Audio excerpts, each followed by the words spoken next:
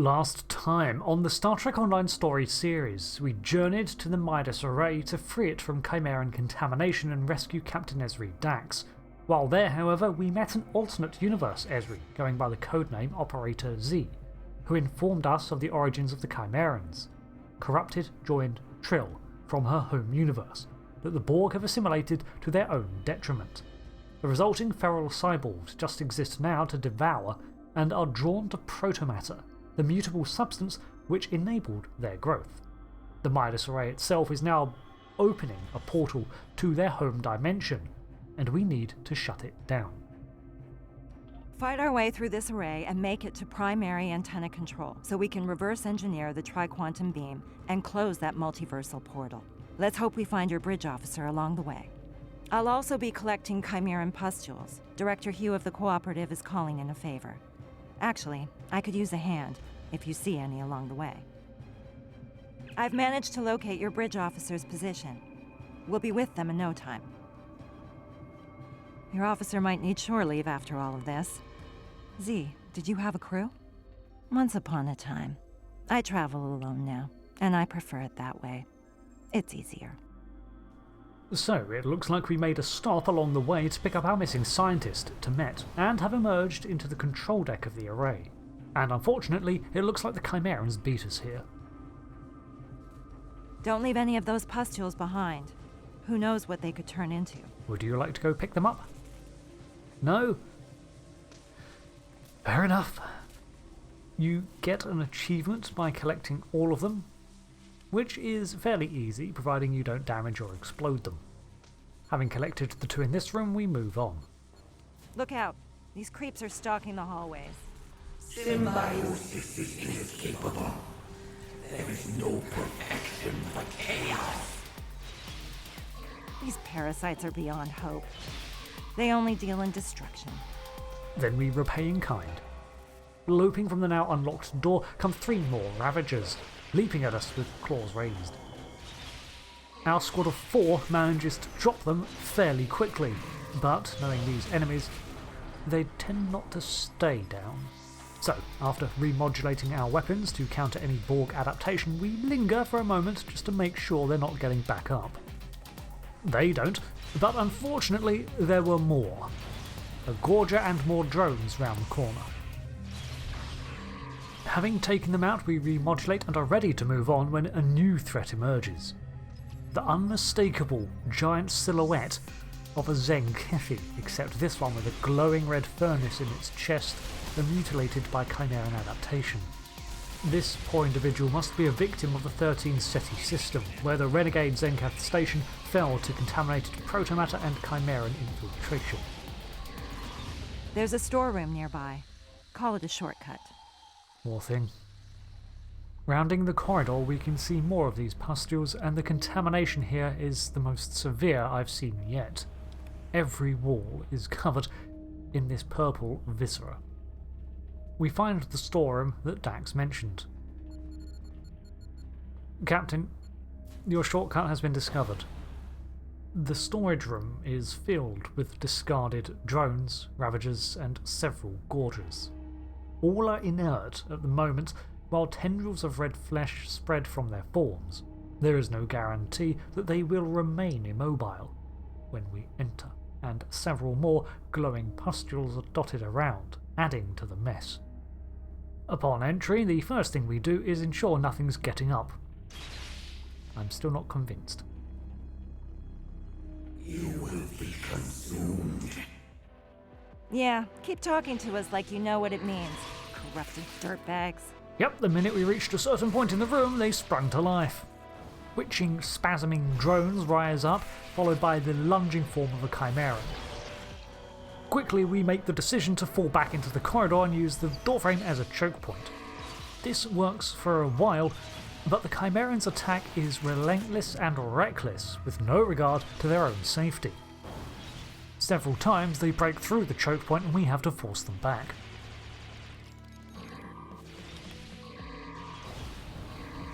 After destroying another wave of Gorges, we know that there are still more behind the door, so we take a minute while they're not coming through to remodulate, re-equip, heal, and continue the fight.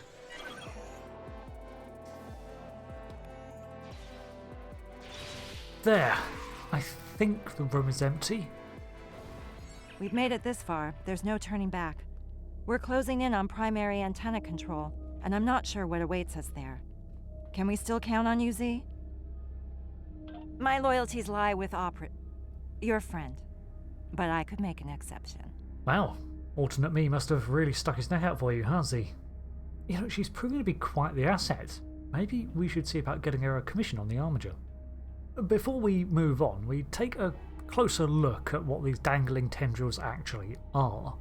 According to the tricorder, they are thankfully dormant growths, made up from 40% multicellular organics, 40% cybernetics, 15% unidentifiable biofilm, and 5% unknown. They're apparently mildly corrosive, but thankfully otherwise harmless, which is good as I'm pretty sure I've brushed up against them several times already. We're almost there. Stick together, everyone. Stepping into the corridor beyond, it's, well, much the same as I expected.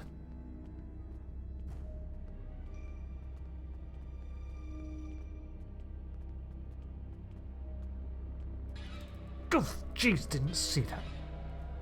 Okay, it's stuck. Never mind. It looks like their own bio-growths have jammed the door, and that Chimeran was stuck behind it, which means they have no control over these spreading tendrils. We head further down and can see the corridor bathed in red emergency lighting. Feels like we're inside the arteries of some giant mutant beast. They really have a knack for leaping at you when you least expect it, huh? You must join, and never leave. I'm not joined now, and I never will be. Request denied, asshole. Great, more drones and Ravagers, and I'm pretty sure I saw 2 of those giant Zenkethi down the corridor. The Zenkethi's wide weapons array allows them to fill the narrow corridor with firepower, but fortunately it takes them a while to power it up, letting us either fall back, press against a wall, or rush them to get out of the firing arc. However, combat with these brutes is tough, but manageable. Eventually, with enough firepower, we're able to take one down, then the second. Pressing onwards, we arrive at the Midas control room, and a locked door sits between us and the chamber beyond. Here we have a large power column, looks like an antimatter reactor, several levels of control consoles, and all is covered in the Chimeran corruption. I think this seems to be the hive of their activity.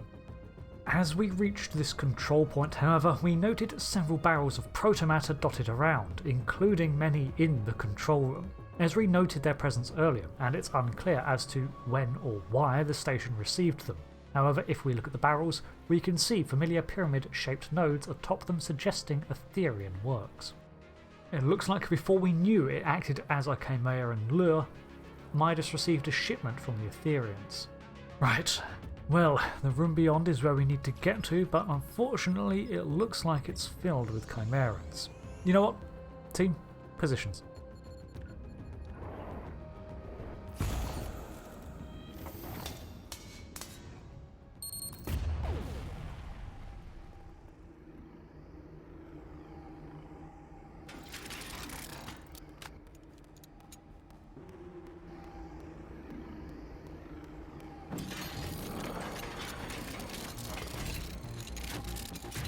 Operator, look out!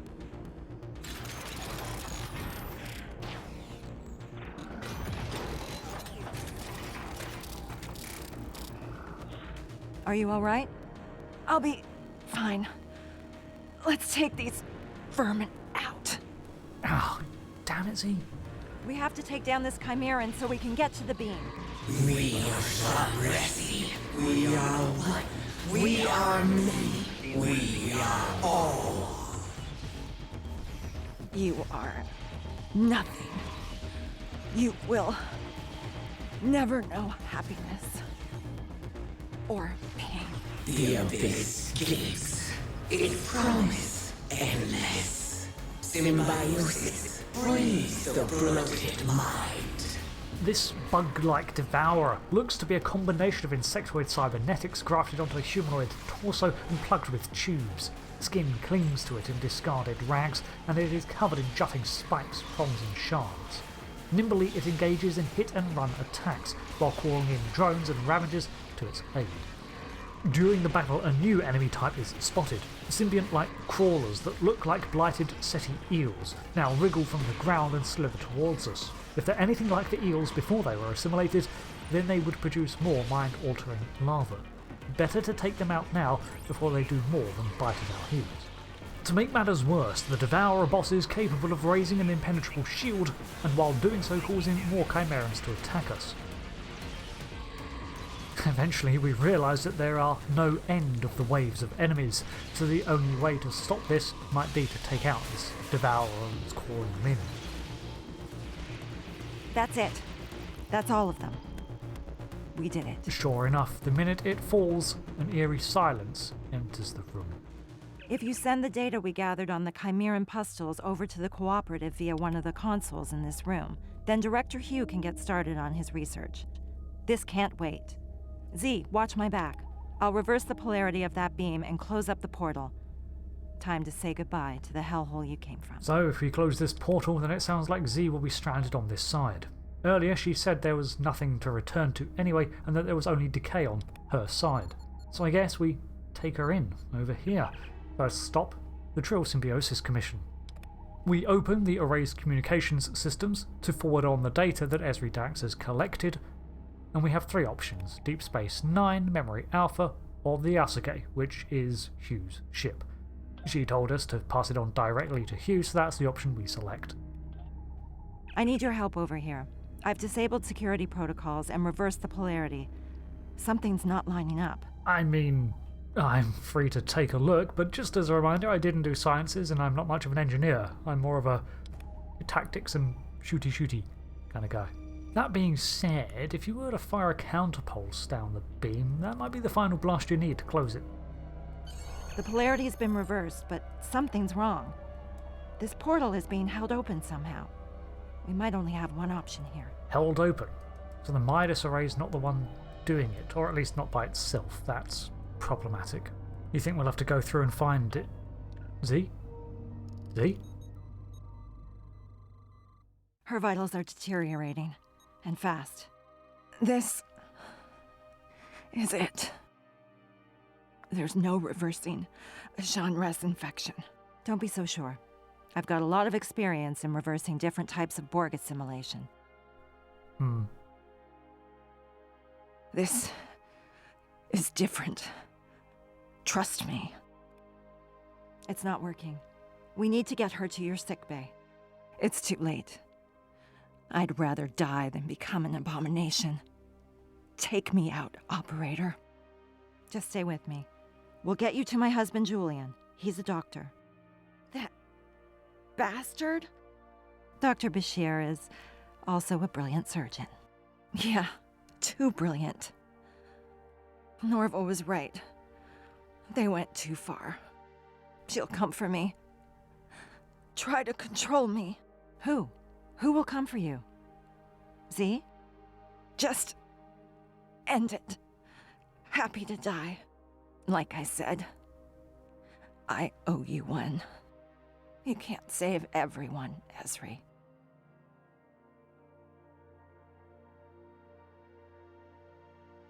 I know.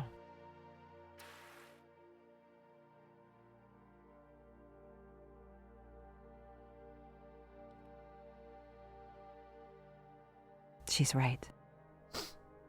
Yeah. We can't leave her here. Let's get to that portal. Armiger, 3 to beam back.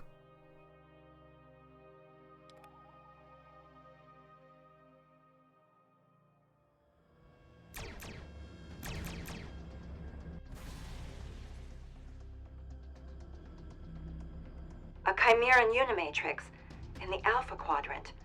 Z wasn't kidding. This dimension has fallen to the Borg. Is that the Harmony? And another tri-quantum wave beam. Well, I don't think we've been spotted yet. If that is the Harmony, it's been chimerized. So, we lost Z, but before she went she said some revealing things. Norvo Tigan was her brother. Ezri's brother. Bashir went too far with something. I suspect the dual program that made the Junresi. And that on her contamination, Z said she'd come for her. I wonder who she is. The Chimerans don't seem to have a queen, but could they have some sort of hive drive? As for this side of the portal, we can see that this unicomplex at first glance looks like a Borg one. However, it is broken.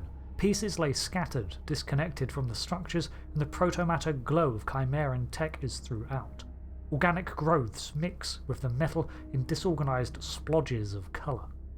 It looks like this unicomplex was either built on the Borg's successful campaign across her native reality before it fell to the Chimerans, or the Chimerans built it. But I don't see them constructing something like this. That requires too much coordination. Like their ships, we have only ever seen them corrupt what already exists. Meanwhile, the Harmony, which we know is capable of dimensional travel, has arrived here, covered in Chimeran tech, and last we saw it was when we pulled Tarsine Faye from it and escaped, leaving it to the Chimerans. I guess they made use of it. Long-range sensors indicate the Harmony's weapons platform is dormant. But if you ask me, we can never be too careful. Well, as we're not immediately being swarmed, I guess we go and take a look. The Harmony looks a little different since my last encounter with it.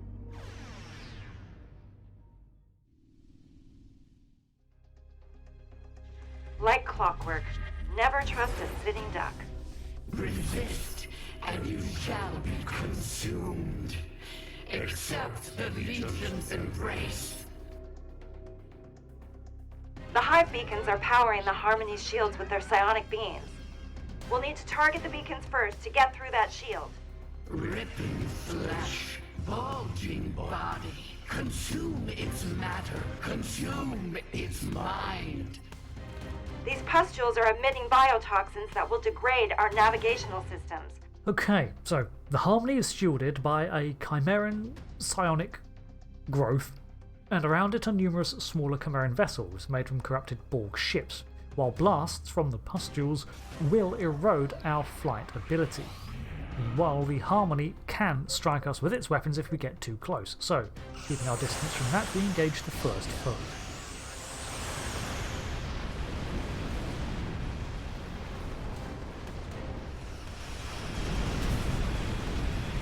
While not particularly deadly, the fact that there are quite a few of them combined with the Harmony's firepower and whatever this pustule is emitting does force us to retreat briefly to repair our shielding.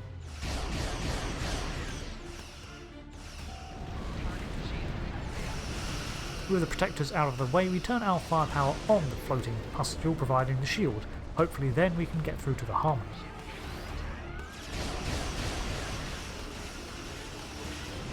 With the Harmony now vulnerable, we move into attack but get caught in a tractor beam. Breaking free by applying more power to impulse, we continue our barrage. Hang on. The Harmony is teleporting. And just like that, it's gone. But fortunately not very far. We spot it, a few kilometres away, nearer to the portal maintaining its connection. Now, there are several more of those psionic protection devices and a new wave of defending ships. The shield dropped when the Harmony used its energy supply to teleport. Destroying the hive beacons might give us a window to target the Harmony. Why such discord? Symbiosis is inevitable. To feel, to play is the Legion's only victory. Succumb to us. Feed us. We really need to learn how to block their comms.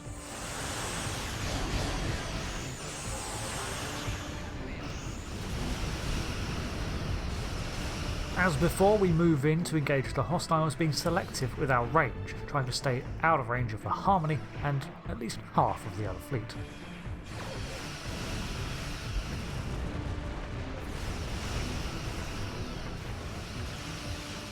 That's it. The shield is down. Target the Harmony. Well, I think we're doing quite a bit of damage. It's hard to tell. The Harmony already looks pretty messed up, but I don't know if that's me or the Chimerans doing that. Heads up. The Harmony is teleporting again. Let me guess. It's, yep, just over there, on the other side of the portal now. Well, I mean, not the other side of the portal. I mean, literally to the right of it. You know what I mean. Let's take those beacons out and finish what we started. Twist the mind. Break it, bend it, warp it. To absorb is to ascend. No order, no command can control us. Every dimension will be consumed. These new wave of defenders includes a different ship, a Necrosis class vessel. These seem more elongated and oval than before, far more resembling the shape of a symbiont. There are also 3 of the psionic defenders.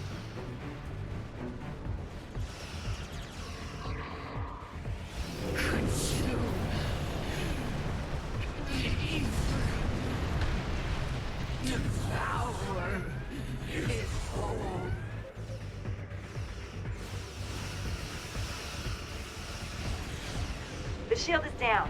Time to target the Harmony.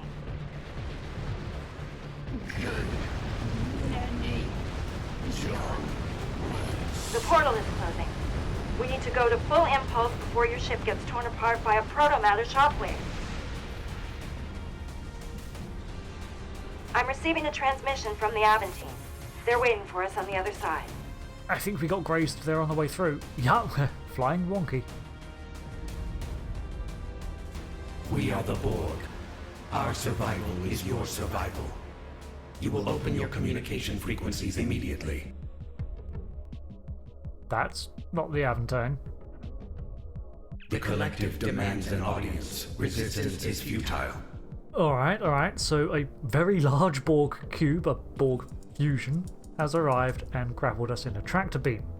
A fusion cube is something I have seen in reports but never encountered. However, the Aventine is nearby and clearly hostilities are not commenced yet, and they want to talk. Open hails. Together, we can eradicate all weakness in the galaxy and prevail. Perfection requires strength. Perfection demanding strength, eradicating weakness. This still sounds very Borg, very much like the collective we know, but it almost sounds like they're trying to propose an alliance. You're suggesting cooperation? They're afraid. Afraid of the Etherians and the Chimerans. I'll say, and I can see why. The Chimerans just seem to overwrite anything. Borg, us. An alliance with the Borg collective is not without precedence. However, reports also indicated betrayal, so how do we trust you? The collective has been attacked by pretenders to perfection. A threat has been posed to perfect and imperfect beings of this universe. Your survival demands that you assist us. The collective demands an audience. Resistance is futile. That's an awful lot of demands, apparently to ensure our survival, but what you're saying is that you two Well, so much for peaceful negotiation. Well, to be fair, that is the most peaceful I've seen the Borg collective ever. But they were reaching out with an offer of an audience. Still seems risky. Speaking of queens, I wonder what Z meant when she said someone would come for her. She seemed pretty certain the Chimerans don't have a queen. I guess we'll find out. Thanks for your assistance today. In truth, I don't know if we would have survived without you. I know we couldn't save her, but at least we saved the Midas Array. That's gotta count for something. Yeah, bit of a sore subject. I guess we still have her in the sickbay. Would you like to take her with you? Take her back to Trill, your family? No, she worked alone. If you could beam her over, I think the Aventine would like to host a burial amongst the stars for the operator. Even though she hadn't been in Starfleet for a long time, by the sounds of it, Z was still a hero. We owe her that much. I think that will bring some closure, at least. Thank you. I think I understand now why Z felt so comfortable closing the portal to that universe, and why she was so ready to accept her fate. If that's the life that awaited her, then no wonder she asked us to put her out of her misery. I don't know what's more unsettling. A mirror Borg unimatrix in fluidic space, or a Jean Ress one in the Chimeran reality. We can say that the Borg in fluidic space is the more terrifying one and compare it to rot in the foundations. Or we can say that the Chimeran reality is worse, despite it being locked away to its own universe, which is the option we pick.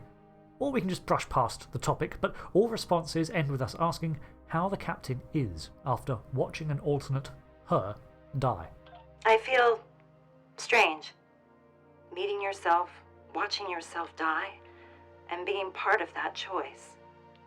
That's harder than I can describe. But harder yet was coming face to face with this devastating alternate reality.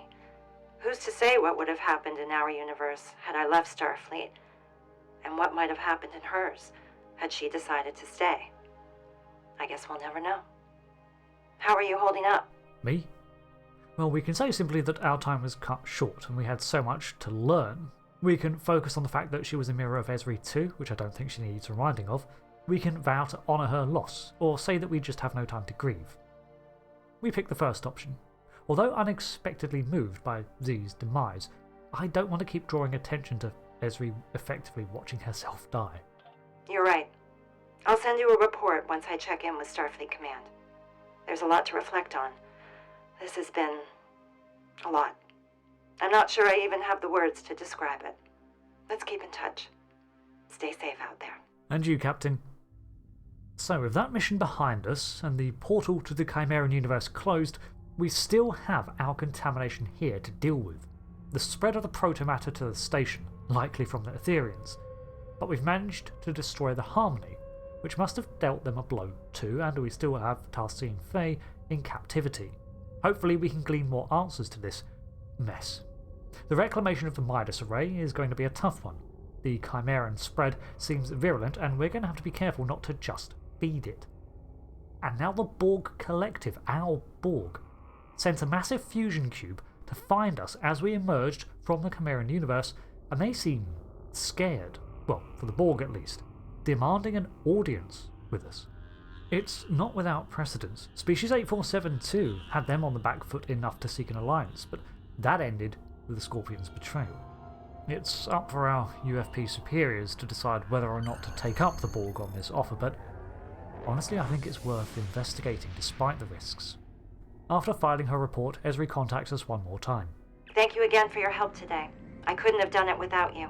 Now that the Midas Array is secure and free of Chimerans, comms in the area are back online, and the Alliance is sending over a unit. Cleanup and protomatter confiscation. By closing the unstable portal to the Chimeran universe, we managed to buy ourselves some time.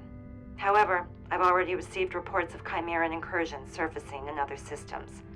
Perhaps someone should consider meeting with the Borg Collective in some capacity. I know an alliance founded on the basis of fear of a common enemy can be risky, but it might be the only shot we have against the Etherians and the Chimerans. As for me, I'll be heading to Trill. I've got a word of warning for the Symbiosis Commission, should they ever be inclined to experiment with joining in protomatter in our universe. Director Hugh is meeting me there. We're hoping our combined research will convince them to put some new laws in place. Until we meet again. Captain. I like to think that we attended Z's funeral. As none of us knew her, the least we can do is provide familiar faces. Her universe was one that fell to ruin and inevitable entropy, as I doubt the Chimerans have a long-term plan of order beyond just cannibalizing everything, so I assume that reality is a complete write-off. Maybe there are survivors to find and rescue, but delving over there is such a risk. With a meeting with the Borg Collective on the table, I feel like we're getting more information on how this all weaves together, and while the Chimerans are a wild card thrown in here and a catalyst for events, it's the Etherians that are still the true threat, and we mustn't lose sight of that.